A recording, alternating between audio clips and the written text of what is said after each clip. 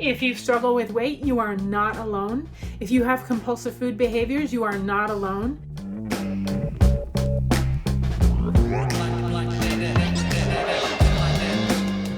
Hi, I'm Kimberly Bengali. Welcome to my channel, True Stature. It's the place to be to create a life you love, fueled by your personal truth. Now, last week I talked a lot about taking action towards goals that you hold dear to your heart. For a while, I've been threatening to start sharing my goals with you, my specific goals for growth and self-improvement, and I haven't done that yet, except for little bits and pieces. So today I'm going to dig into one in particular, and it's a big one, and I've talked a little bit about it before. And as you know, I'm not at my ideal weight, and I'm not at my ideal fitness level yet, but I am working towards that. But I have also shared with you that I have a different kind of challenge, and so I'm only going to relate to certain people who are struggling with their weight. So this will not be one of those videos where I'm going to tell you, all you have to do is exercise this many days a week and eat these meals and cut out all the snacks and do this and that and count those calories and burn those calories, and that's all you need to do and you can look amazing. And maybe that wasn't nice. That's not. That's my jealousy. That's my jealousy that women can just set those goals and do that and it just works for them. For me, who struggles with compulsive food behaviors, that is not the way I can approach goals. My experience is coming from a person who struggles with the compulsion to eat for other reasons than, for other purposes than health and wellness. And so sometimes I'll eat because I'm frustrated. Sorry, frustrated with my hair right now, actually. Frustrated or angry or sad or lonely or happy and excited and celebrating something, and just food has always been so fun, and it's always been my friend and always been there. And just in the last several years, like I'd say the last 10 years, I really started to realize that I have a compulsion to eat that is driving me to mistreat my body, and that I'm covering up things, issues, whatever it is from the past resentments. You'll watch my video on resentments and you'll see a little bit about that. Past, just lack of self-esteem, lack of confidence, lack of knowing who I am, lack of knowing what my goals and visions were and believing that I could actually do them. So all of these things I would eat over. So this will not be that video that just speaks to a person who has a normal relationship with food. I am here to help those of you who are like me in this situation, where there is a struggle with the relationship with food and the food's place in my life. I told you before I was going to tackle goals in front of you, that we're all in the same boat. We all want to become better at whatever we want to do in life.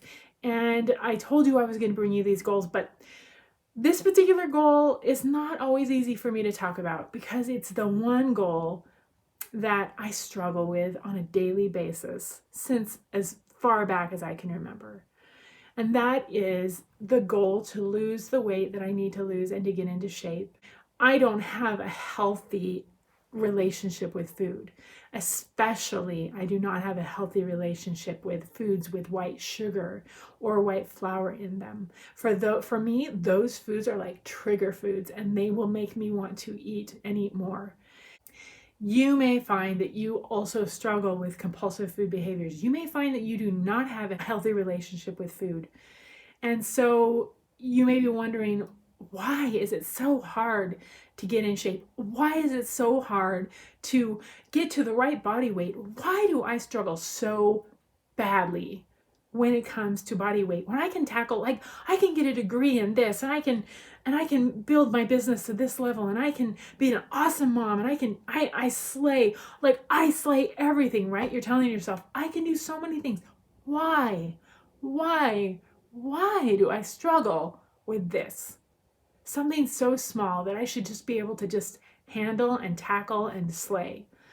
Well, I'm here to tell you, if you struggle with compulsive food behaviors, you can stop beating yourself up, for one, because once you can admit, yeah, I'm powerless when it comes to the food. Like, I can do all these other things in my life. I can really slay life. But when it comes to eating, I just can't stop. And even though I have these goals, I just keep messing up. And if somebody brings that type of food around, then forget it. And if I get on the scale and it doesn't say the right number, then forget it. And so many judgments and criticisms of yourself. When you know that you are a compulsive eater, then you can finally let go of all that and say, yeah, that's why I don't have a weak will. I'm super awesome. And guess what? Now I know the solution and the answer to that one thing that's been holding me back in that area of my life. It's so empowering because now it's not all on you. Now you really truly can seek the help you need and tackle the issue for real. So I'm here to give you hope because that's what I'm doing, and I'm doing it in front of you, and that's the goal of the channel, to grow and change and become better and, get into our true stature of ourselves. And I think I'm gonna have a little dance I do. We can still have hope that we can accomplish the goals, to lose the pounds, to get into the shape we want, with the proper help, with the proper support, and with a program that works for our body. For me, that is definitely stay away from white sugar and white flour. Absolutely, because those are addictive to me. Those are addictive substances to me. And I also have 3 meals a day. Now, a lot of health nutrition people will tell you, oh, you gotta have lots of little snacks and meals between. And for a person who struggles with compulsive food behaviors, though, it is better to just have 3 meals planned: breakfast, lunch, and dinner, and just you're not in the kitchen dealing with the food at any other time. You have a plan in the morning, you stick to that plan. I'm not awesome at always sticking to my plan. I do have 3 meals a day. I do refrain from the white flour and the white sugar, but sometimes my meals, I'll say I was gonna have A, and then I end up having B because plans changed, or we were at a restaurant all of a sudden. And I try to be flexible on those things, but there's definite guidelines to how I live now, and those guidelines are actually helping me refrain from compulsive eating, which is miraculous because that's not something I could have done on my own. Absolutely not. I've tried for years, and I really needed a power bigger than myself. For me, that's God. It can be your group that you gather with who all share the compulsion, whatever it is. The point is, turn to something bigger than yourself to handle this compulsion, and you will find that the compulsion will begin to diminish, even to the point where now I don't, my family can be pulling out the sweets and the treats after dinner, and I'm not even tempted. And these are things that I love, like chocolate cake, hello, or, just, I just love chocolate, okay? But for some reason, I am not tempted when they are all eating it because that compulsion has left me. And that is very specifically because A, I'm having only 3 meals a day. B, I'm staying away from sugars. C, I'm staying away from white flours. And the most important one, I'm handing over what I can't do to God. Straight up, I'm handing over what I can't handle to God. Okay, so things are about to get real. Not so easy for me, by the way. So I'm at a 5'7" to 5'8" frame, somewhere in there, maybe 5'7.5". I need to probably lose about 50 pounds to be at a healthy body weight for my frame and for my structure. Now, I have had to find a healthy balance between throwing my hands up and saying, well, I can't do this because I'm a compulsive eater, I can't get in shape, and kind of just brushing off my goals and dreams because I'm a compulsive eater, so why try? And the balance of I can take action, very specific action towards that goal. Like my weight loss program is a combination of what I know I can do, baby steps that I can do, while still being very real about where I fall short, where my shortcomings are, and where I absolutely have to rely on a power bigger than me. I am one of those people who love to see the progress, and I love to make plans, and I'm thinking, oh, I can do this, I can totally do this. So I'll create timelines with rewards for everything I accomplish. I'll create the actual steps that I need to take, and I'll hang them up all on the wall. If you were to look at my vision board for my health and fitness and wellness, you would see up there this little peeper, which I just took off, but you'll see some of the things that I work on a daily basis. So the point is that I am working towards very specific goals, and taking action in very specific areas. And some of those that you saw on my list just now, the food plan tracking, that's something I can do every morning, and I do. I'll write down what I'm going to eat, and I will do workouts generally 5 days a week, and it's nothing major. Walking/jogging, mostly walking, to be honest. But I'm working in a little more jogging every time.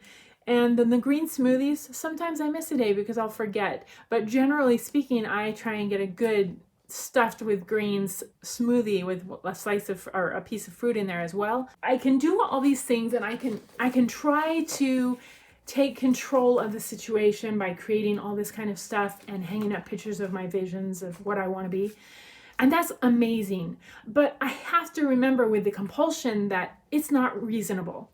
Like, I can know what my goals are, and I can know that I'm going for it, and then all of a sudden I just do something that was like kind of insane if you're thinking of my goals. Like, I'll just go have something that's totally not on my program, and with no real thought about it. Just, it was there and it looked good. The important thing that I want to communicate to you, especially if you're a compulsive eater, is that you can definitely get into the shape your body craves to be at, that healthy weight for yourself. But it will take obviously some steps that you can do by yourself, but it will also take connecting to others who struggle with compulsion, learning about your compulsion, understanding why you eat, and really analyzing it and getting to the root of the problem. So that's where I'm at. This is the goal I'm working on. I'm going to be losing 50 pounds, 55 pounds, somewhere in there, right here in front of you.